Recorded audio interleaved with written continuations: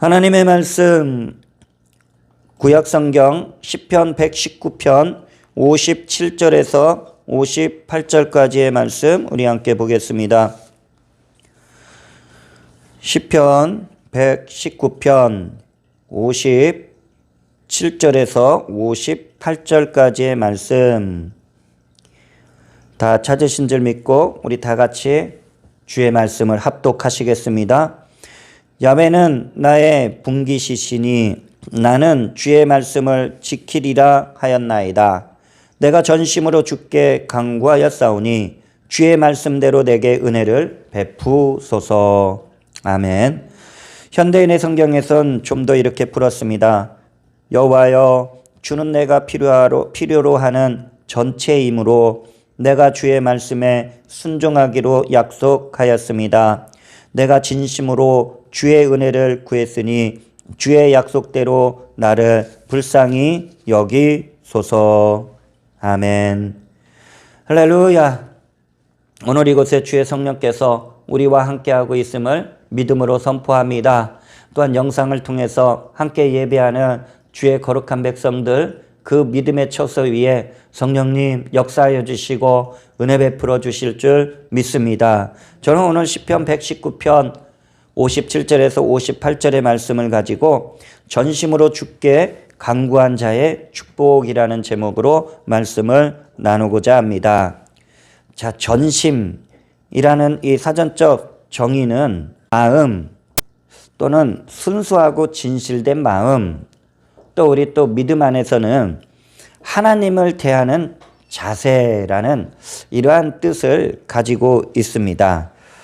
우리가 마음을 다해 전심으로 하나님 앞에서 어떤 일들을 행할 때 그때마다 주어지는 하나님의 은혜가 있습니다. 또 일반 사람들도 무언가 얻기 위해서 마음을 다해서 또 몸을 또 불편하지만 고생을 하는 그러한 경우도 있지만 그러한 일들을 마다하지 않는 것을 보게 됩니다. 일전에 한번 소개해 준 적이 있었는데 그 미국에 아주 참 많은 사람들이 찾고 좋아하는 인앤아웃 햄버거 매장이 있습니다. 이 햄버거 체인 이 매장이 이제 한 지역에 정말 그 새로운 매장을 신규 오픈했는데 사람들의 반응이 굉장히 폭발적인 그러한 이제 보도가 있는 것을 보게 됩니다. 어느 정도로까지 이 사람들의 반응이 큰가 잠깐 우리 영상을 한번 보시겠습니다.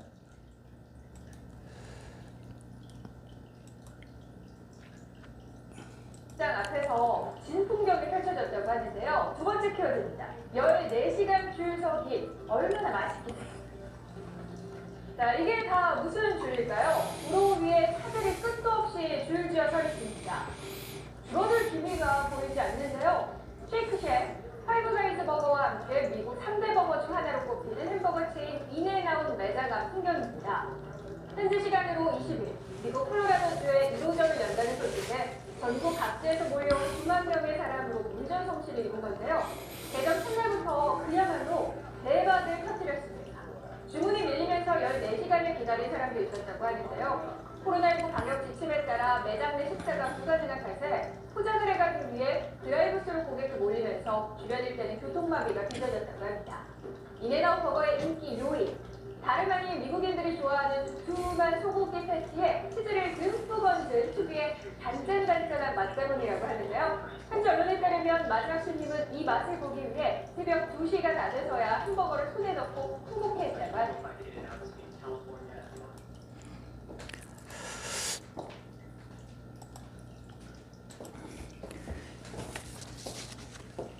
이 세상 사람들도 이제 맛을 이제 세상 사람들도 이렇게 맛이 있다 그러면은 아주 그냥 고생을 마다하지 않고 이렇게 찾습니다. 그런데 우리가 이 햄버거 매장의 이 사업적인 그런 뭐라 그럴게 토대라 그럴게 어떤 기준으로 이 사업을 하는가 이 사업장은 이제 햄버거가 다 이렇게 포장이 되고 음료수도 포장이 되잖아요. 예, 항상 그 포장지나 이 음료수 컵에 하나님의 말씀 요절을 이렇게 딱 인쇄해서 어찌됐든 일반 사람들이 사갈 때 하나님의 말씀을 한 번이라도 눈에 띄도록 그렇게 해서 이 영업 방침을 정하고 이렇게 사업을 하는 것을 보게 됩니다. 특별히 이제 이 기업의 상어, 인 앤 아웃이라는 상어는 신명기 28장 6절에 네가 들어와도 복을 받고 나가도 복을 받을 것이다라는 그 말씀에 기록된 말씀, 들어오고 나가도 복을 받는다라는 그러한 이제 말씀에서 기업의 상호를 이렇게 딱 정하게 되었다라고 합니다. 이 사람들은 맛으로 이렇게 막 찾지만 우리가 이 기업을 볼 때는 하나님의 은혜가 보이지 않는 하나님의 은혜가 그 기업 가운데 또한 가득하게 되는 줄 믿습니다. 우리는 함께 여러 가지를 구할 수 있지만 진정 우리가 구하는 모든 것에 함축적인 의미를 딱 담는다 그러면 하나님의 은혜가 가장 필요할 줄 믿습니다. 우리가 은혜를 구할 수 있는 근거, 우리가 하나님 앞에 은혜를 어떻게 구할 수 있을까? 오늘 시편 본문 말씀을 우리가 다시 한번 말씀을 읽어보면은 야훼는 나의 분깃이시니 나는 주의 말씀을 지키리이다 하였나이다. 내가 전심으로 주께 간구하였사오니 주의 말씀대로 내게 은혜를 베푸소서라고 이 시편 기자가 이렇게 하나님 앞에 간구하고 있습니다. 여기에서 야훼는 나의 분깃, 이 분깃이라는 말은 어떤 일정한 부분이 하나님께로부터 나한테 주어지는 것. 이스라엘 백성들이 가나안 땅에 들어가서 자기에게 주어지는 땅을 이제 분깃이다라고 기업이다라고 이렇게 표현을 하는데 또 다른 의미로는 이제 나의 삶이 나라는 자신, 내 인생의 모든 삶이 내 것이 아닌 하나님의 소유가 되었다는 의미로도 이제 이렇게 표현을 하게 됩니다. 오늘 본문 말씀에서는. 그래서 하나님의 소유가 된 이 저와 여러분들이 무엇을 해요? 먼저 말씀을 지키는 거예요. 말씀을 순종하는 거예요. 그리고 전심으로 내가 온 마음을 다해서 그 순수하고 진실한 마음을 가지고서 하나님의 은혜를 간절히 구할 수 있다라는 것입니다. 그러니까 우리가 그냥 막연하게 하나님 나에게 은혜를 베풀어 주시옵소서 그게 아닌 내가 하나님의 소유 아닙니까? 내가 하나님의 소유된 백성이 아닙니까? 하나님 내가 하나님께 무엇을 구할 수 있습니까? 하나님의 은혜입니다. 세상에선 구할 수 없는 위로부터 임하시는 그 하나님의 은혜를 구하나이다라고 우리는 주 앞에 나아갈 수 있는 줄 믿습니다. 왜 그럴까요? 나는 완벽하지 않아요. 저와 여러분은 완벽하지 않다라는 거예요. 베드로도 어때요? 베드로 같이 우리는 흔들리고 넘어질 수 있어요. 실수할 수 있어요. 그 결과론적으로 나라는 이 존재는 불완전한 존재다라는 것입니다. 그래서 하나님을 절대적으로 의지하는 사람임을 고백하는 것이 하나님, 내가 하나님의 은혜를 구합니다라는 것이 그 구하는 그 모습 속에 나의 모습이 담겨져 있는 줄 믿습니다. 우리가 전심으로 하나님의 은혜를 구할 때 여러 가지를 구할 수가 있어요. 오늘 한 두 가지로 함께 우리가 구하는 것이 무엇일까 함께 말씀을 나눠보고자 합니다. 첫 번째, 깨끗해지기를 전심으로 간구하라입니다. 누가복음 17장 11절에서 13절을 보게 되면 예수께서 예루살렘으로 가실 때에 사마리아와 갈릴리 사이로 지나가시다가 한 마을에 들어가시니 나병 환자 10명이 예수를 만나 멀리 서서 소리를 높여 이르되 예수 선생님이여 우리를 불쌍히 여기소서 하거늘이라고 말씀이 기록되어 있습니다. 주님이 이제 누가복음 이제 17장을 기준으로 놓고 보면 이제 주님의 마지막 사역은 예루살렘에 가서 이제 십자가에 못 박혀 고난을 당하시고 우리에게 그 놀라운 그 구원의 은혜를 이제 주님이 직접 이루시는 그 과정 속에 지금 사마리아와 갈릴리 사이로 지나가시는 한 마을에서 자, 어떤 일이 벌어졌느냐? 10명의 나병 걸린 사람들이 멀리 서서 가까이도 하지 못하고 멀리 서서 예수님을 바라보고 예수님께 자신들의 이 질병을 치료해달라, 깨끗하게 해달라고 소리 높여 정말 이렇게 부르짖는 그 모습이 오늘 본문 말씀 가운데 기록되어 있다라는 것입니다. 여러분, 이 나병이라는 것은 전염성이 강합니다. 강하기 때문에 위험하게 생각했고, 그리고 이제 이 성경에서는 나병에 걸렸다 그러면은 부정한 사람으로 취급되어서 격리되는 거예요. 오늘날 좀 비유가 좀 어떨지 모르지만, 자, 코로나에 걸리면 같이 있지 못하죠. 그게 격리되고 어느 정도 일정 기간을 있어야 되듯이 이때 당시에도 나병이 걸리면은 격리돼서 마을 바깥으로 나가야 돼요. 공동체 안에서 이제 떨어져야 한다라는 것입니다. 그리고 이들이 어쨌든 무언가 필요로 해서 이 마을에 내려왔을 때 아니면 길을 가다가 이제 정상적인 사람을 만났을 때는 가까이 오지 못하도록 이들은 늘 소리쳐야 하는 거예요. 나는 부정하다. 나는 부정한 사람이다. 그러면 이 사람들이 저 사람 나병 걸렸구나. 가까이 가면 안 되겠구나. 그런 이제 생각을 바로 가질 수 있도록 큰 소리로 나는 부정한 사람이다라고 외쳤어야 한다라는 것입니다. 그렇지 않으면 사람들이요, 공동체 안에 그냥 들어오게 되면은 돌을 던져서 죽여도 할 말이 없다라는 것이에요.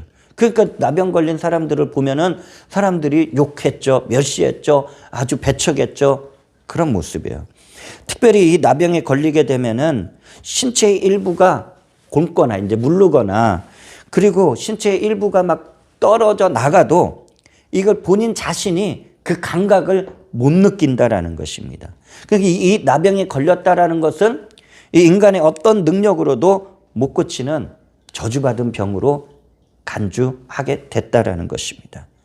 그러면 제가 오늘 이 말씀을 함께 나누고자 하는 것은 이러한 모습이 오늘날에 우리가 또 생각해 볼 수 있는 것이 있지 않냐라는 것이에요. 나병에 걸린 사람을 우리는 영적인 측면에서 죄인의 모습을 우리는 생각해 볼 수 있다라는 것입니다. 여러분, 죄는 똑같습니다. 나병에 걸린 것 같이 전염성이 강합니다. 그리고 죄를 지으면 격리되죠. 수감되는 거예요. 그리고 사람들이 싫어하고 멀리하고 배척합니다. 그 나병은 우리에게 영적으로 이 죄의 심각성을 말해주고 있는 것이에요. 그 오늘 10명의 나병 걸린 사람들에게 그 사람들이 깨끗하게 이게 치료를 받을 수 있는 유일한 대상은 누구예요? 예수 그리스도를 그들이 간절하게 주님께 나아가지도 못하고 멀리 서서 부르짖으며 소리 높였다라는 것은 그 안에서 얼마나 지금 울분을 갖고 예수님 들어달라고 우리의 목소리를 듣고 우리의 이 저주받은 질병을 깨끗하게 치료해 달라고 그 외치는 소리를 예수님께 말했다라는 것이에요. 그 예수님이 지나가신다는 이 소문을 들었을 때 이들이 어쨌든 사람들 눈에 띄었잖아요. 멀리 있었지만. 그런데 그들은 진짜 돌맞을 각오로 예수님, 우리를 긍휼히 여겨주시고 우리를 깨끗게 하여 주시고 우리를 회복시켜 주시옵소서라고 그 간절한 외침을 우리는 볼 수가 있습니다. 우리들도 내 죄가 예수님의 그 보혈로 깨끗하게 씻겨지도록 우리는 전심으로 주님을 찾고 간구해야 할 줄로 믿습니다. 이사야 1장 18절에 분명히 말씀이 기록되어 있죠. 야훼께서 말씀하시되 오라 우리가 서로 변론하자. 너희의 죄가 주홍 같을지라도 눈과 같이 희어질 것이요 진홍같이 붉을지라도 양털같이 희게 되리라. 깨끗해진다라는 것이에요. 아버지 앞에, 하나님 앞에 나아갈 때 우리는 깨끗함을 받을 수 있다라는 것입니다. 또한 요한일서 1장 9절에 만일 우리가 우리 죄를 자백하면 그는 미쁘시고 의로우사 우리 죄를 사하시며 우리를 모든 불의에서 깨끗하게 하실 것이오라고 말씀하고 있어요. 여러분, 우리가 주님 앞에 어떤 모습으로 나가요? 나의 여러 가지 삶에 알고 지은 죄 모르고 지은 죄 항상 예수의 보혈의 피로 깨끗하게 씻고 또 씻고 주님의 은혜 가운데 우리는 세워져야 할 줄로 믿습니다. 예수님은 이 10명의 나병 환자들의 간구에 예수님이 그 소리를 들었단 말이에요. 얼마나 처절했겠어요. 얼마나 간절했겠어요. 얼마나 그 소리 높여 정말 예수님을 불렀겠어요. 그 예수님이 들으시고 그들을 보시면서 너희들이 제사장에 가서 자신들의 몸을 보이라라고 말씀하고 있어요. 이때 당시에 제사장은 나병을 진단하는 사람이요. 나병을 자세히 살펴서 나병이 나았다 그러면 공동체에 들어올 수 있도록 그런 이제 권한을 갖고 있는 사람이요. 근데 나병이 아직까지도 몸에 보인다 그러면은 이들은 못 들어오는 거예요. 그 제사장이 보고서 판단 유무를 결정할 수 있었다라는 것입니다. 근데 여기서 예수님은 지금 어떻게 말씀하셨어요? 뭐 다른 이제 복음서에서 이제 여러 가지 읽다 보면 즉시 치료해 주는 경우가 굉장히 많았죠.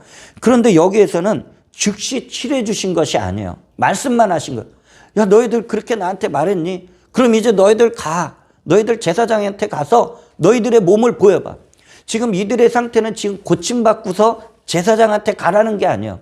이게 지금 이 병에 걸려서 피부가 물르고 정말 너무나도 불결해 보이는 그 상태에서 제사장에게 가라고 했다라는 것이에요.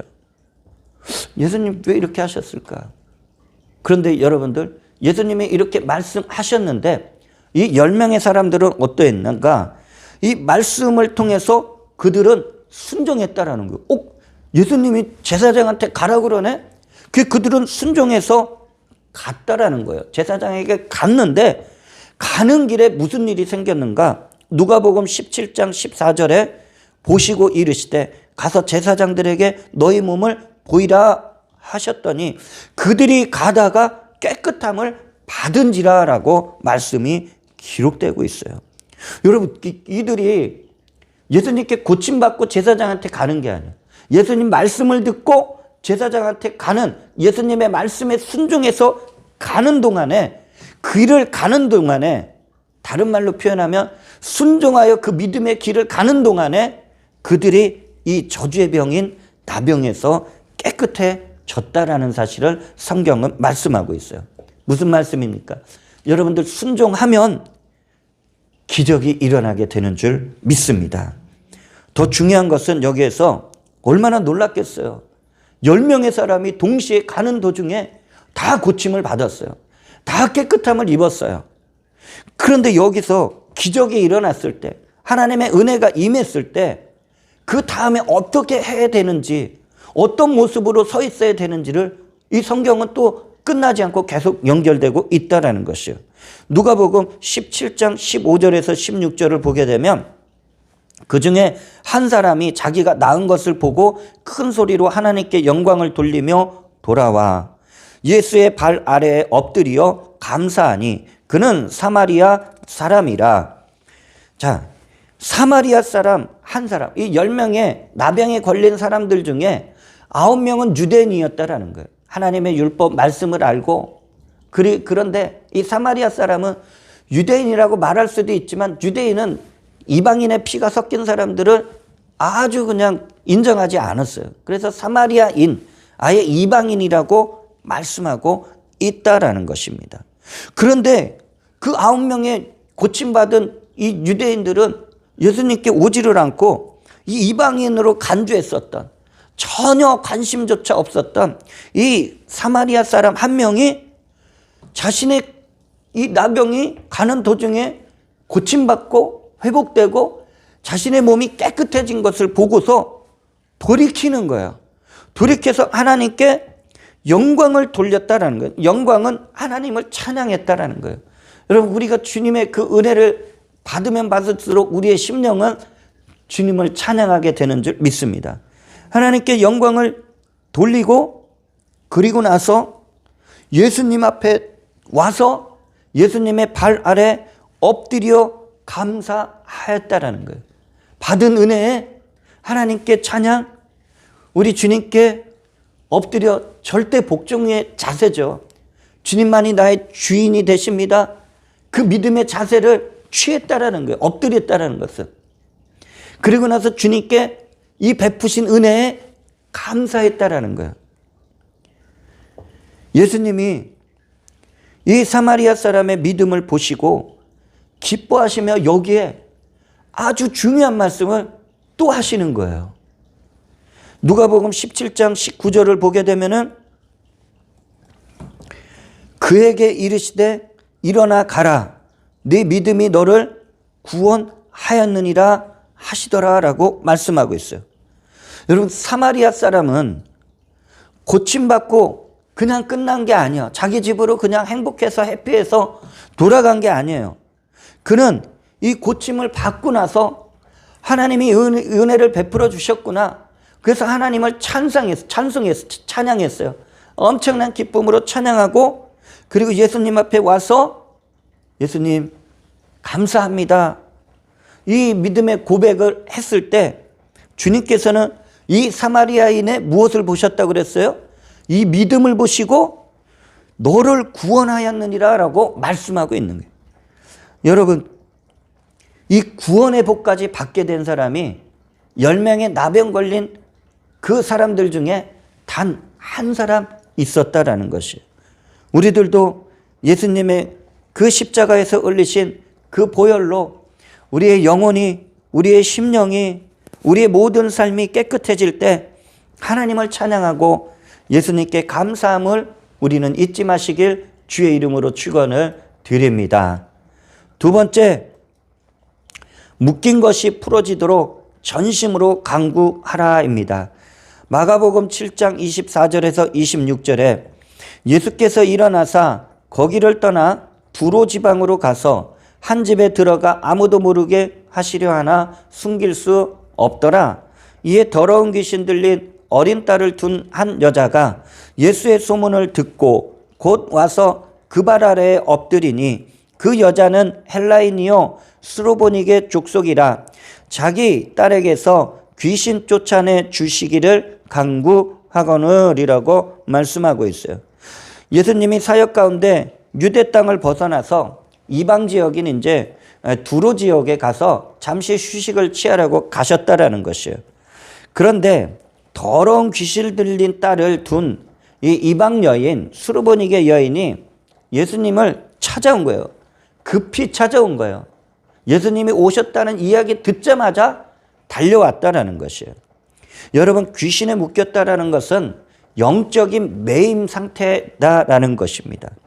이 영적으로 묶인 일을 누가 풀어줄 수 있겠습니까? 바로 예수님밖에 없다라는 것이에요. 하늘과 땅의 권세를 가지셨다고 그랬잖아요. 자, 그 마태복음 16장 19절을 보게 되면은 예수님이 직접 제자에게 이렇게 말씀하시죠. 내가 천국 열쇠를 네게 주리니 네가 땅에서 무엇이든지 매면 하늘에서도 매일 것이요 네가 땅에서 무엇이든지 풀면 하늘에서도 풀리리라 하시고 라고 말씀하고 있어요. 우리가 예수 그리스도의 이름의 권세로 이 영적으로 묶인 것들을 풀어야 하고, 성령의 역사하심으로 우리는 전심으로 주님 앞에 간구하며 우리는 나가야 할 줄로 믿습니다. 여러분, 귀신에 묶이면 어떻습니까? 귀신에 묶인다라는 것은 생각을 빼앗기는 것이에요. 생각을 빼앗기기 때문에 더러운 일을 해도 이것을 인지하지를 못해요. 정상적인 일을 제대로 하지를 못한다라는 것이에요. 거짓말을 밥 먹듯이 하는 사람이 있고, 또 어떤 사람들을 보면 미움에 묶인 사람들이 있어요. 질투에 묶인 사람들이 있어요. 교만에 묶인 사람들이 있어요. 그리고 음란에 묶인 사람들이 있어요. 그리고 중독에 묶인 사람들이 있다라는 것입니다. 사무엘상 16장에서부터 쭉 사울과 다윗의 이야기가 나옵니다. 그런데 이 사울 왕이 시기와 질투심이 가득하며 악령에 묶이게 되자 그 충성스러운 다윗을 한평생 그가 왕위에 있는 동안에 그 다윗을 죽이려고 쫓아다녀요. 그리고 나서 16장부터 그 일이 진행되면서 이제 사무엘상 31장에 가서 그는 블레셋과의 전투에서 그뿐만 아닌 그의 아들들과 한날 다 죽게 되는 비참하게 죽어가는 모습을 보게 됩니다. 수로보니게 여인이 예수님께 간청한 거잖아요. 내 딸이 더러운 귀신 들렸습니다. 내 딸을 저 더러운 귀신에게서 묶여있는 것을 자유케 하고 풀어달라고 예수님께 간청했다라는 것이요. 그런데 예수님이 다른 표현을 하시죠. 예수님은 현재 유대인들과 이방인들 중 그 모든 사역의 우선순위를 먼저 사역하는 시간을 유대인들에게 두셨기 때문에 자녀와 개의 비유를 통해서 말씀을 하셨다라는 것이요. 어떻게 보면 실망스럽고 어떻게 보면 자존심이 상하는 그러한 상황적인 비유였다라는 것입니다. 그러나 성도 여러분, 정말 우리가 믿음으로 흔들림 없이 서 있기를 주의 이름으로 축원을 드립니다. 우리가 많은 여러 가지 기도를 하죠. 개인의 기도 제목도 있고 우리가 중보의 기도도 있다라는 것이요. 그런데 우리가 어느 정도 기도했다고 응답이 없다고 실망하고 포기하면 안 된다라는 것입니다. 히브리서 10장 38절은 나의 의인은 믿음으로 말미암아 살리라. 또한 뒤로 물러가면 내 마음이 그를 기뻐하지 아니하리라 하셨느니라 라고 말씀이 기록되어 있어요. 여러분들 때론 주님은 우리의 믿음을 테스트하셔요. 시험하셔요. 우리들은 이 응답이 될 때까지 주님 앞에 간구한 아름다운 일들이 응답이 될 때까지 뒤로 물러서지 않고 오히려 오늘도 한 걸음 더 앞으로 내일은 또 한 걸음 더 앞으로 전진하는 그런 믿음의 사람들이 되시길 주의 이름으로 축원을 드립니다. 수로보니게 여인이 물러서지 않았어요. 그는 뒤로 물러가는 그런 모습이 아니었어요. 주님 앞에서. 이 여인은 앞으로 나아가는 믿음, 앞으로 전진하는 신앙이었다라는 것이요. 이 여인의 고백이 무엇이에요? 마가복음 7장 28절에 여자가 대답하여 이르되 주여 올소이다마는 상 아래 개들도 아이들이 먹던 부스러기를 먹나이다. 이 말을 한 거예요. 이것은 어떤 표현입니까? 주님 말씀대로 유대인들이 먼저 은혜 받아야 하는 것 당연합니다. 당연합니다. 하지만 주님, 그 상 밑에 있는 이 개들도 그 자녀들이 먹는 떨어지는 그 부스러기 먹지 않습니까? 나는 많은 걸 원하지 않습니다. 난 그 떨어지는 그 부스러기 은혜를 주님 앞에 구하고 있습니다. 난 그게 절실히 필요합니다. 그래야지 내 딸, 더러운 귀신에 묶인 딸이 노연함을 얻는다라는 이 믿음의 고백을 주님 앞에 하게 된 줄 믿습니다. 성도 여러분, 우리에게는 때론 이 부스러기 은혜를 소중하게 구할 수 있는 그런 믿음의 때도 주어지게 되는 줄 믿습니다. 우리는 여러분 부스러기 은혜면 어떻고 아니면 아주 그냥 온전하게 큰 은혜면 어떻습니까? 주님은 우리의 믿음을 보시는 줄 믿습니다. 주님께 엎드릴 줄 아는 그 믿음의 사람들이 되시기를 주의 이름으로 축원을 드립니다. 주님께서 이 여인이 정말 전심으로 간구하는 이 믿음 보신 거잖아요. 뭐 부스러기 은혜한다고 은혜 구한다고 아니면 큰 은혜 구한다고 그게 아니잖아요. 그 구하는 그 동기가 무엇이에요? 믿음이었다는 거예요. 주님이 주시는 그 믿음, 그 은혜, 그 믿음을 가지고서 지금 그 은혜를 구했다라는 것이. 그 믿음을 보시자 그 딸을 더러운 귀신에서 묶인 것을 자유케 하여 주시고 정상적인 삶을 살 수 있도록 해 주셨습니다. 말씀을 맺고자 합니다.